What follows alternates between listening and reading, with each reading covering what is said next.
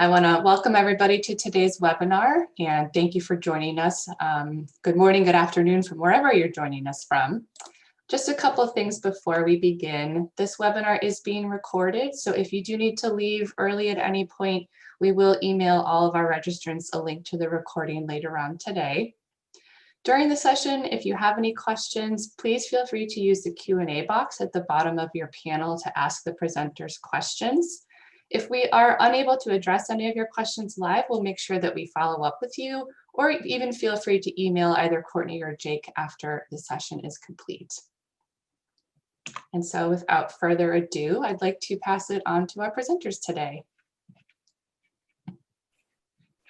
Thanks so much, Julie. We appreciate it. So for today, what we're going to discuss is the timeline of what the search process actually looks like from when schools really start listing positions through interviews, finalist interviews, and eventually finishing up their hiring for the year. We'll talk about what every candidate should have in their file to make sure that it is as complete and robust as possible to give you the best chance of finding that job that you are really excited about. We'll talk about what conferences look like this year. For those of you who are new to us, we host hiring conferences every hiring season to help put schools and candidates in touch. And for those of you who have been with us before, this year, unsurprisingly, our conferences are going to be virtual. So we'll tell you a little bit more about what those are going to look like. And then we will talk about how this hiring season is looking in general at this point, and we will open the floor for any questions. And if any questions do come up as we're chatting, feel free to put them into the Q&A box that you have as well. And then when we get to the Q&A part of our conversation, we will answer questions that have been asked along the way as well. Yeah, hi, thanks so much, Jake, for that intro, and just wanted to welcome everyone and say thank you so much for your time and for joining us today. We look forward to talking about the year and some logistical information about searching for the year. And as Jake said, feel free to enter your questions. And if for whatever reason we aren't able to get to them today, we absolutely will. After the webinar, we can follow up by email or by phone. So don't worry if you have a question that doesn't get answered or if something pops into your head after we're done today. But we can kick off the conversation just for a moment to chat about the timeline of searching. So, even with the crazy year of 2020, we haven't seen a drastic difference thus far from schools in regard to the timeline. So schools generally will focus most of their efforts for hiring between the months of January and May. That's when we tend to see the majority of the openings. We will see things begin to trickle in early, so it's possible that you've seen a few listings already from us. But if you haven't, that's completely normal. And if you've seen just one, even with a wide open searching across the country, that's also normal. So again, we really won't begin to see the bulk of positions open until after the first of the year. Anything you want to add to that, Jake? Am I missing something? Yeah, I think that's a good place to start talking about current openings. I think the other thing I'd add is that, because it's 2020 and going to 2021, we don't know what the end of the season is going to look like yet. But what we expect is that, there's no reason that we would expect that the end of the season would change, which means that it would go until early summer as schools in most years try to finish out their hiring before their summer vacations start. So that's what you can expect with more introductory interviews and more jobs being posted earlier in the winter, and then more interviewing and more things like finalist virtual visits happening throughout the later end of the spring. Yeah, to piggyback on that, the one thing that has increased, I think not surprisingly, has been mid-year openings, just because of 2020 and the varying needs of schools and just the craziness of, the pandemic and what that has meant for schools and different communities. We have seen an increase in mid-year or part-time type openings. So if those are roles that you're interested in and you're open to, and we're not aware of that, let us know. And we can begin to alert you about those positions that are, opening up for, anywhere from now through January, February, we've seen at this point. Yeah, I think that's everything for timeline. I think that the only other thing I would mention right now as you're thinking about where your search is and kind of where we're going in 2020 is that we're still at the point where schools don't even know what their school years are going to look like this spring, let alone what their school year is going to look like this coming fall. So I think that a big question that you can ask as you're moving through the process is, if you're looking for those immediate type positions, is how schools are expecting to see those things changing for their communities. Yeah, absolutely. That's a great point. We've seen some positions morph already that were intended to be in person, and then schools had to close down because of increase in numbers, and they've turned to either a hold on the search altogether for the moment or to a remote type role. So unfortunately, I think the most difficult thing about searching always is the timing and the lack of predictability and knowing what's going to happen in terms of the pandemic is adding an extra wrinkle to this. So it'll be just, a very kind of wait and see type of year in terms of openings and just what the openings look like. Yeah. So I think next we're going to talk about what your file is going to look like. So the main documents we always recommend for it. And throughout this part of the fall, if you have documents that you're wondering about, especially a resume, feel free to email that over to me, and I'm happy to give feedback on it as well. But yeah, the resume is going to be the first document that we recommend for everyone, making sure that that is updated with your most recent your most recent work at the top. And then we always recommend in this field of education and teaching, if you keep your education section at the top of your resume, that is something that our schools are always looking for. And then we always recommend a personal statement. It's basically just a one-page essay where you share a little bit more about who you are as an educator. With the personal statement, I think kind of the resume shows schools why you're qualified for a job, and the personal statement shows schools among those qualified candidates, why they might want you in particular. You can also think of it in terms of, you'll also have the chance with many schools to send them a cover letter that's more targeted to them. So this is just a different type of document, but for schools that have confidential searches that they have that we're not able to let candidates know about because schools have not announced them yet. This also serves as just another place for schools to get to know who you are as an educator a little bit better. After that, we always recommend 3 to 5 letters of reference, and those are ideally coming from supervisors if you can get them. But once you have a few from supervisors, it's okay to mix in a couple, different types of sources as well. And then lastly, a reference list. And for those of you out there, I know at this point in the year who are teaching and are thinking about, you haven't perhaps let your administration know yet that you're thinking about searching, just know that with those references, schools will wait to reach out until the end of a search, typically to those references. And then also if you're searching confidentially, just let us know and we can mark your file as confidential also. Yeah, the only thing I would add to that is that in terms of your reference list and your letters of recommendation, they don't have to match. So if you have letters from, certain colleagues, but you wanted either someone in addition to that or someone else to serve as a phone reference, perhaps someone who wrote a letter is now overseas and it might be challenging to get a hold of them, or whatever your reasons might be, it's okay if they don't match. And in terms of combining timeline with documents, now is the time to get all of your documents up to date, since it's pretty quiet in terms of openings right now. You won't be, at this point of the year, spending a lot of time writing follow-up letters. Definitely try to get your file in order now. So when January and February roll around, you're ready to go and you don't have to worry about, trying to get this and that before your file can be sent to a position. And as Jake said, it's absolutely fine if you're searching confidentially at this point. Schools are really used to it. It's not uncommon. So just make sure that we know, and we can put a note in your file, just letting schools know knowing that that's the case. And then they won't be curious and wondering why they don't have letters of reference at that point from your current school. They'll know it's because you're searching confidentially at this point. Great. So yeah, we can move on to, I believe next we're going to chat about conferences a little bit. Right. So yeah, so we are definitely going to have our conferences this year. They will look a little bit different than previous years, although for those of you who attended some conferences at the end of the last hiring cycle, they were remote, and that's what they will be this year as well. So a lot of the process is the same in terms of registering for the event, getting ready for the event. For those of you who have not attended a Carney Sandoe conference yet, we essentially have a different different system that we will send you a login information for, and that will essentially allow you to see the different schools attending the conference and to actually message with those schools ahead of time. So all of that will remain the same. You'll still be able to communicate with schools before the event, and then schools will set up interviews with you. The day is essentially divided into 30-minute slots, and they're 30-minute interview slots, and you will have your schedule and you will interview just like you would at the event, except it'll be from the comfort of your own home.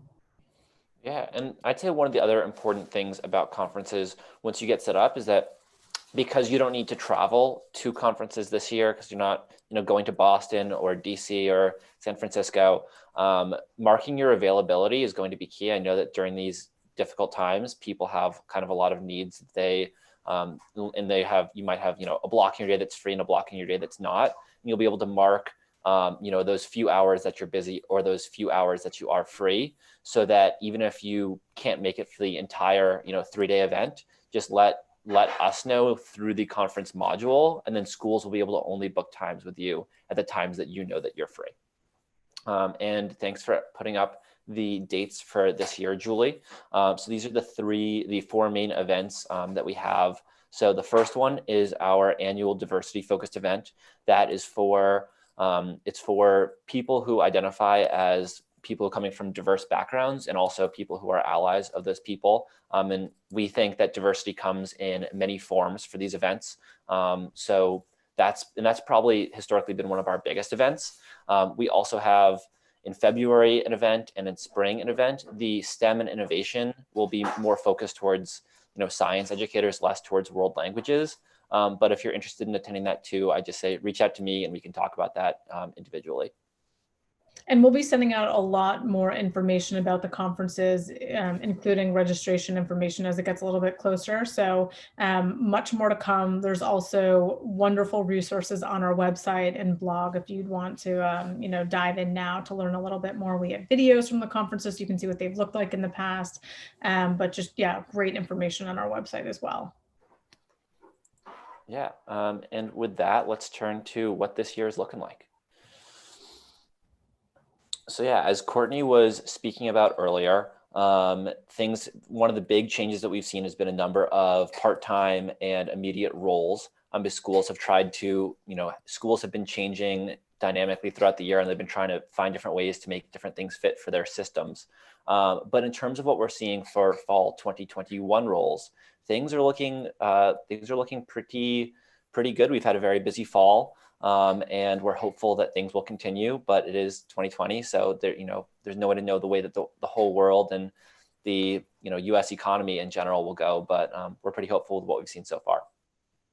Yeah, absolutely. And, last year when the pandemic started and especially through April, May, when things were so uncertain, a lot of schools held off on hiring, which, we completely understood. They were not used to hiring remotely. That was an entire new world that they were exploring, and they didn't know what enrollment was going to look like because of the pandemic. So it was a lot of uncertainty. And because of that, we are really very confident that it's going to be a very busy hiring year because so many schools held off on full-time positions last year. And so there's going to be openings this year. There's going to be definitely some gaps that they're going to be dealing with filling, in addition to all the normal openings that we'd see in a given year. So we're very positive, fingers crossed, and feeling good about the fact that it's going to be a good year.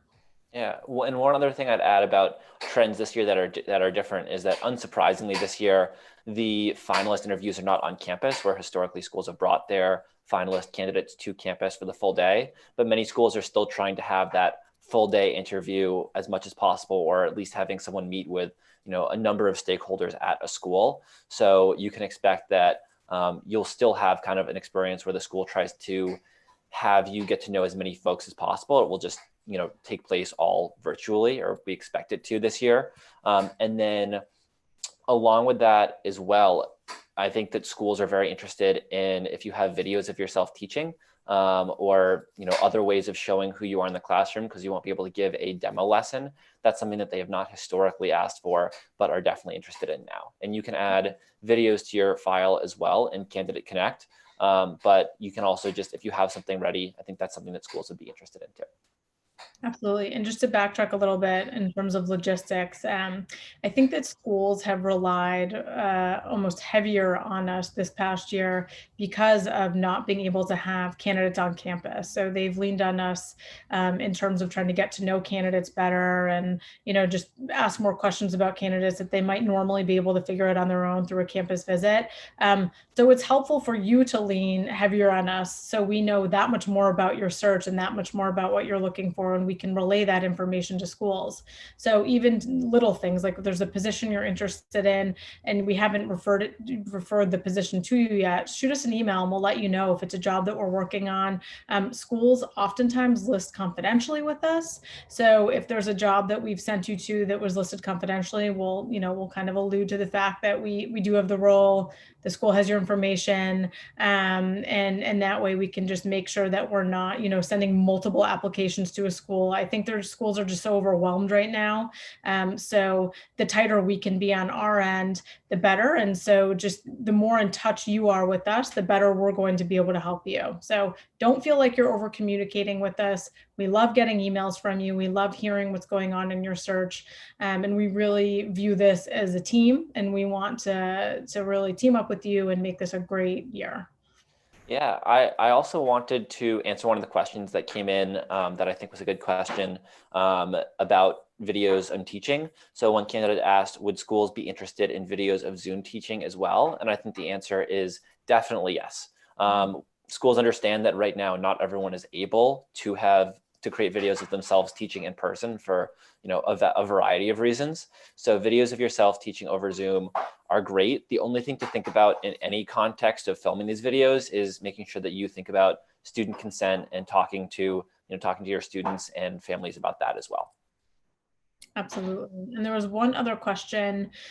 Someone asked about documents and should documents just be sent directly to us. So you will be able to upload all of your documents directly to the portal, which is really easy and seamless. And if you have any issues doing so, absolutely let us know. We're also happy to look at a document if you want something checked before it's uploaded. We're more than happy to do that. The one kind of caveat to uploading directly is if you have a recommender who would prefer to send a document directly to us. I think it's kind of 50-50 in terms of people's preference. Some people feel comfortable sending them right to the person they're writing the letter for, and some are a little bit more old school and prefer not to. So if that's the case, feel free to have them send the document directly to us and we can upload it on their behalf. Yeah, I think we are transitioning to the Q&A section. So we will go ahead and fully transition. Another question that has come in that I think also is worth answering, just to follow up on videos a little bit more. Someone said, if I do not have any existing video of a teaching demo, what could I do? And the answer is you can, film a video of yourself lecturing, just giving a lecture. You could film, if you have just other folks, people who who you could give a 20-minute Zoom lesson to on Spanish or French. I mean, I think that it doesn't need to be a room of middle school students.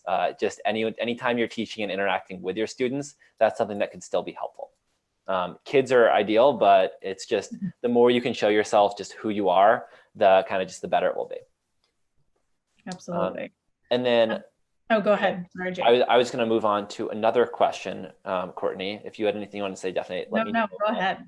So here's another question: is what do school administrations look for during a pandemic that they might not look for during normal times?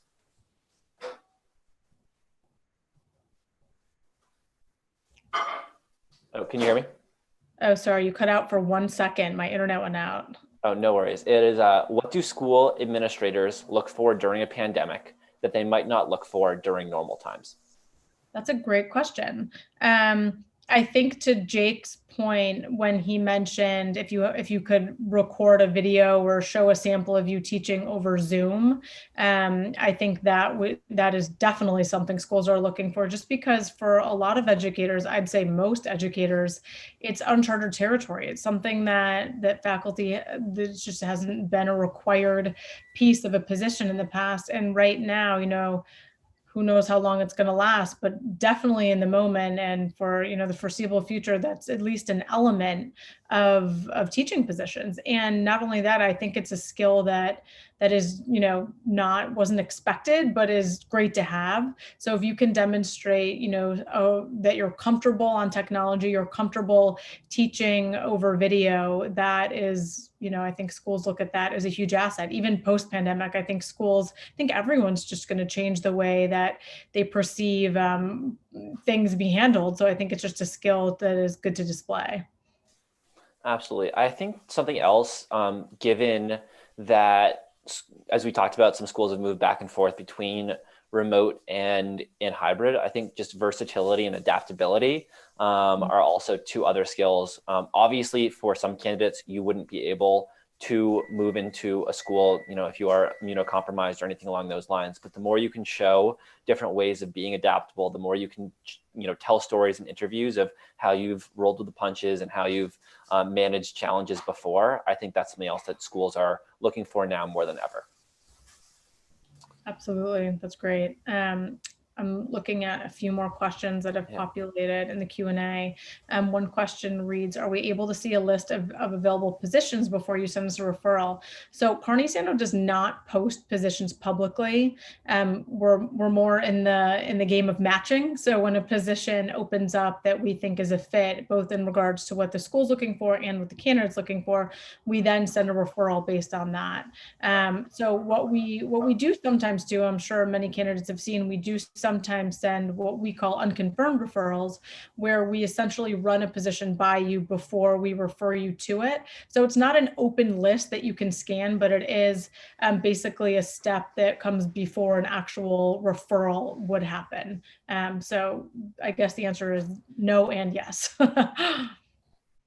Yeah, that's great. I think the other thing I would add about unconfirmed referrals are that often we will send your materials right to a school, and the reason without running it by you, and the purpose of that is just to make sure that your materials get to the school as quickly as possible, as we know that schools are on timelines. We want to make sure that while the administrators are taking a look at, at the candidates that have had their materials come in, that we don't want them to miss yours because it came in a little bit later. We will sometimes ask, because a school says, hey, we only want candidates that we already know are interested, but most schools will still wait for you to follow up with them if we've sent your materials before they follow up with you. So sending the school, if you're not interested, just don't send the cover letter or complete the online application or do whatever the school wants you to do. And if someone does reach out to you, it's always appropriate to say, hey, thank you so much for reaching out. This isn't a position that I'm interested in right now. Yeah, absolutely. And kind of to piggyback on that, in terms of unconfirmed referrals, we oftentimes use them basically when there's a position that might be outside of what you have presented as your primary search criteria, but we think something's compelling about it that makes us want to show you the position anyway. So maybe a candidate is looking for, really wants a charter school in the city, and they didn't, perhaps select the specific city where this position is, but everything else kind of checks all your other boxes. So we might present it to you as an unconfirmed referral to say, hey, we know this doesn't check your geography box, but we wanted you to know about it. And to say, no, thank you, I definitely don't want that location. That's great. We just wanted to make sure. Yeah. And yeah, I'd say even going beyond, that's great. Like, let us know. We don't mind when you click deny. It's very helpful for us when you do click deny, because it gives us more of a sense of what you want going forward, so we can work with you better down the road. Absolutely. Yeah, no, that's great. Yeah, as we were kind of talking about before, the more information you give us, I think the better we'll be able to really find the right position for you. So if you say no to 99 out of 100 jobs, that's great. You're not offending us at all. That's helpful, as Jake said. Great. Another question that we got kind of a couple times leading up to this, is basically from folks who are in the college world right now. And I think this is also just compelling for even folks who aren't. But basically, okay, so it's as an academic who currently works in college, what is one thing you would advise me to kind of tell schools about the job market, about who I am or the job market to best highlight my background?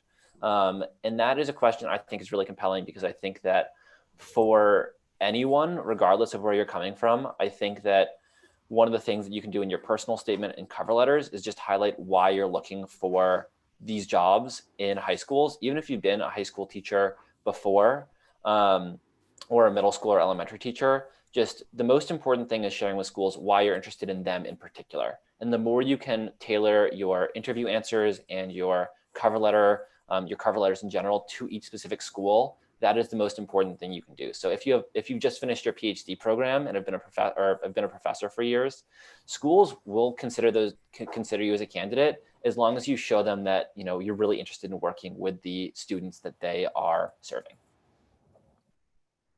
Yeah. Excellent. There's another question about visa sponsorship. So, we work with a lot of candidates who need visa sponsorship. And the reality of it is that it is oftentimes a little bit more challenging, because some schools have just made the decision that they're not going to sponsor, whereas plenty of schools are open to it. And this question was more specific about timeline in terms of when to bring it up. We will put a note in your file when we send it, so schools know from us that you need sponsorship. And we recommend bringing it up. Again, it's been presented by us, but it's good to open up the conversation about it early on. I think the one thing that schools obviously, would not be excited about is if they didn't know, maybe they missed our note and it was never brought up, and they get to the point where they're about to make an offer and then they find out.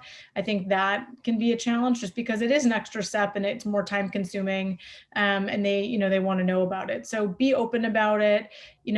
School, again, there are some schools that are open to it. There are some schools that are not, but you don't want to get to that point and then bring it up. It's better just to, have the information out there and then work with the schools that are open to doing it. Yeah. And okay, another question we've had that's come up a couple different ways is about teaching certifications. So the vast majority of the schools we work with don't require a teaching credential, and they don't even look for a teaching credential. They're a lot more interested in who you are as an educator, who you are as a person, how you work with students, than they are in you having a credential that is really focused towards the public school sector, and making sure that you are prepared to teach among that curriculum. In the private schools we work with, the curriculum, teachers and departments create their own curriculum much more, and they're really just looking towards how you are someone who can live those schools' values and promote those, and teach students the things that they need to learn, and that you and your colleagues at the school will be able to decide that are the important things. All right, I'm going to read another question. Do you anticipate any in-person visits this spring, or will all interviews be online? Unfortunately, we have no idea. I think a lot is going to depend on what happens the next number of months with vaccinations and just where the country is. In general, if I had to guess, I would be shocked if a lot of schools did on-campus interviews, but I hope I'm wrong. I hope that things look very different, 4 to 6 months from now, and that would be a possibility, but we just, it's too early to know. Yeah, one other thing I would note along those lines is that we have seen some regional differences, perhaps unsurprisingly, in how schools have handled the pandemic. So schools in places like New England and California have been a lot more likely to go fully remote and close down, whereas schools in more southern or rural areas are more likely to have kind of their leagues continuing, football games happening throughout the fall. So I would bet that those schools would be slightly more likely to have in-person interviews as well. But again, it is too early to know. Okay, here's another question. Do you just share my files to the school, or will you do more to help me? So we love to do more to help than, in addition to referring you to a school, and really on both sides, both in terms of working with the school and working with you, with our candidates. So in terms of, just to give you a sense of what we do with schools, a lot of times once we have referred candidates, and again, we're not referring the whole pool of candidates, we've handpicked the candidates who we think best fit the search and that the search best fits the candidate's information. So, that's kind of like the first round of helping the school, because we're only suggesting a smaller group of candidates who we think are best and most appropriate for the role. Once that happens, we oftentimes will then help the school go through the candidate pool even further to help identify the best fits for the role. And in terms of working with the candidates, once interviews start and once they, really start ramping up January, February, March, we love to help as the process progresses. So whether it's helping you prepare for an interview, and then absolutely through the offer process, that is one of my favorite parts of the process, to be honest. Once an offer happens, helping you work through that. If any negotiations need to take place, we like to be involved with all that. So hopefully we're much more involved than just the initial referral. Yeah, another question, I kind of following up on that salary aspect is, do the schools honor years of service when it comes to salary? The answer is yes, they do. Schools, often when you'll see a position description, if you haven't seen it yet, it will say something like compensation based on experience, education, etc. So yeah, schools will honor that. The thing about private schools that's different than public schools are that there's no standard, this is how many years of service you have, so this is what your salary is going to be. It's more fluid than that. So I think that just in your conversations with the schools, again, you can reach out to us to talk to you, but they will try to honor how many years of teaching you have behind you. Great. Okay, let's see. I'm just scrolling through right now to see if there's any other that we haven't addressed similar questions with. All right, a question here is asking about the different types of schools in terms of grade level that we work with, and asking if we work with higher education. So we work with just K through 12 schools, but wide variety. So we work with religious schools, we work with boarding schools, day schools, just lower schools, K through 12. So kind of the whole gamut within the private K through 12 market, but we do not work with higher education.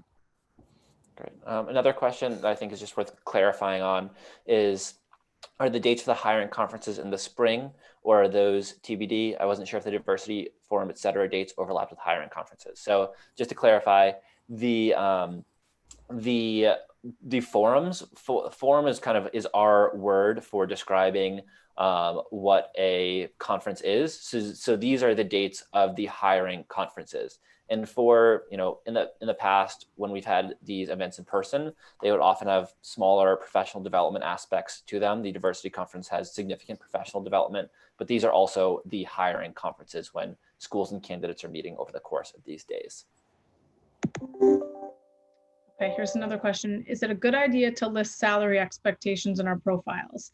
So yes, and that is because that information is only available to us internally. So schools cannot see that information, but it does help us if we're talking to a school and trying to get a sense, like if perhaps the school is about to make you an offer, they called us, they said, what do you think? Do you think this is reasonable? We don't know what the candidate's making now. Without revealing too much, we can help to guide them as an offer is put together, but that information is not visible to schools. So feel free to put it in there. Yeah. Next question is, can you specifically ask for a part-time position in our schools looking for other languages in addition to French and Spanish? So to answer the first part, can you specifically ask for a part-time position? Absolutely. We work with candidates every year that let us know that they are specifically looking for part-time or that they're only looking for part-time. Just, let us know exactly what you are looking for, and we can talk you through the process of what that search would look like. With regard to working beyond French and Spanish, absolutely. So we work with candidates that teach Mandarin. We work with candidates that teach Latin, German. If a school is listing a position for it, if there's any school in the US pretty much that's listing a position for it, we're happy to try to help the school find candidates for it. I think we had a couple Portuguese searches last year. Italian is another one. We definitely have a variety. And let us know if you are looking to teach more than just whatever your main area is or whatever your credential is, because schools love candidates that can help out in multiple areas, even if only at the introductory level. Absolutely. And here's another question about salary, just in terms of when to bring up salary requirements in the process. So I generally don't recommend bringing it up until a school's at the offer part of the conversation, about to make an offer, making an offer. I think that some schools can be rubbed the wrong way if money and salary is brought up too early. Obviously, it's important, and it can be a deal breaker based on being in a really expensive city and that sort of thing. Feel free to ask myself or Jake, and we can kind of give you a sense of what the school tends to pay like, without obviously giving specific numbers. But yeah, I don't recommend bringing that up with the school until you're actually at that part of the conversation. Great. Next question is, how can you find language position jobs when you are looking for a very specific language or a very specific region? So I think I'll start with kind of when you're looking for a specific language. These are going to be kind of inverse answers almost, but with the specific language, the more you can be broad in where you're looking geographically, the more you can be broad in where you're looking in terms of ages of students you're working with, just the more that we'll have to send you. And my advice is just, keep things as wide as you would possibly consider looking, because that will just let us send you the most options each, as we move through the season, and that will just give you the best chance of finding that job. If you're looking at a very specific region, which we have folks that are doing every year as well, the broader you can be in terms of the types of schools that you're looking at, the broader you can be in terms of ages of students, is helpful. And then if if anything does change and there's anything else that you can open up, definitely let us know. I know that, every year we work with candidates that end up taking jobs slightly kind of beyond the ranges of what they were expecting. And the more different places that you are even willing to help out at a school, from everything from coaching sports to helping out in a dorm to helping out with their technology committee or their cooking club or whatever it may be. There's lots of different ways to try to find ways to create a position for yourself at a school. Absolutely. In terms of the questions that were put in the Q&A, I think we've hit most of them. There's a couple that are more specific to personal situations, which we can answer offline. Jake, were there any other questions that came directly to you? I think that the other ones from beforehand were also specific, so I can get back to folks on that individually. Okay, great.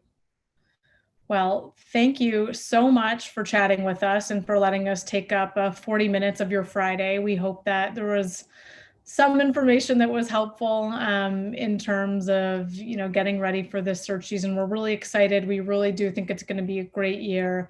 We're always reachable by email and always happy to schedule a phone call. So please don't hesitate to get in touch with us. We love hearing from you. We love getting to know you better, and just we'll keep you posted. We're hoping that things really start to get crazy. You'll hopefully be tired of hearing from us in a couple of months. So we'll get there soon. Yeah, absolutely. Thank you so much, everyone. And we hope you have a great rest of your day and a great weekend and wonderful Thanksgivings ahead as well. Take care. Yes, happy Thanksgiving. Bye-bye.